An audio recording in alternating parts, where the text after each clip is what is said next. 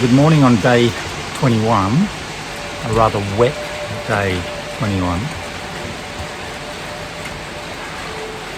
If any part of the ride was going to be dry, I really wish it was the last 2 kilometres and not the first 2 kilometres, because I set up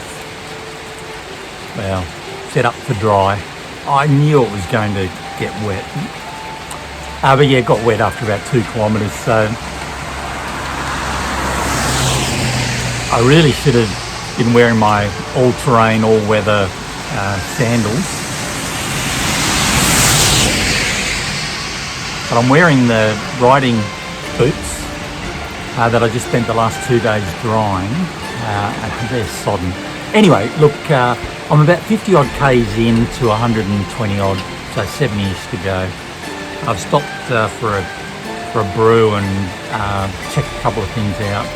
I had a bit of a worrying squeaking noise that I thought was coming from the front wheel, and I thought it was the dynamo, which would have been disastrous.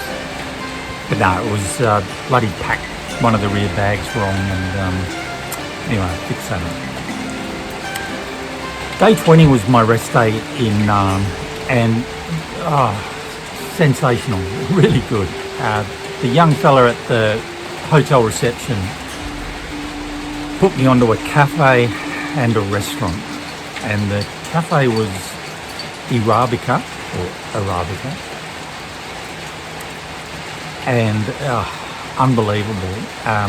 So the beans are actually, they sponsor a local tribe up in the mountains, and they grow their coffee beans above 1,400 metres, and bloody good, really good.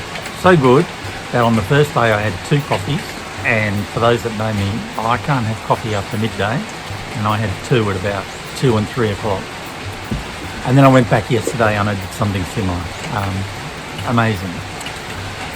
The other recommendation the young fella gave me was to a restaurant nearby called Gin Restaurant.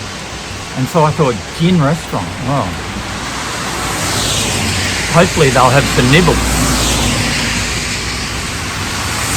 But apparently gin means to eat, so it's a to eat restaurant. It's the best food I've eaten in Thailand ever, I would suggest. He recommended the spaghetti marinara the first night, the waiter, which I thought was a bit strange. I ate it, incredible. But last night I went for the massaman. There's no 2 ways about it. It is easily the best massaman I've ever eaten, easily.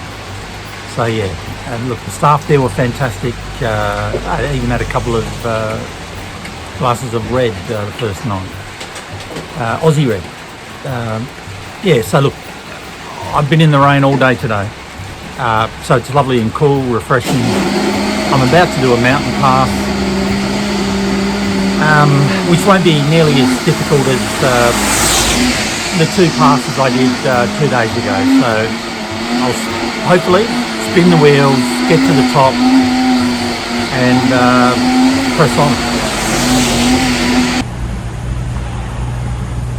Well, apologies if the audio's crap. For some reason my the lavalier mic that I've been using doesn't want to turn on. I don't know if it's the damp air. I'm pretty sure it's got a full charge, so I guess I'll have a look at that tonight. 90 Ks in, 30-ish to go.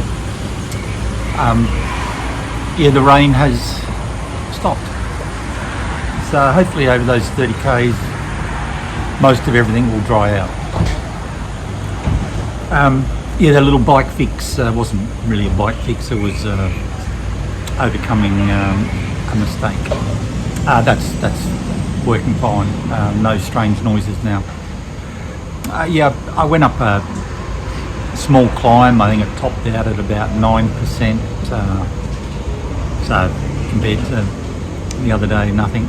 And my legs must be or I must be adjusting, because at 1 or 2% incline, I feel like I'm on the flat.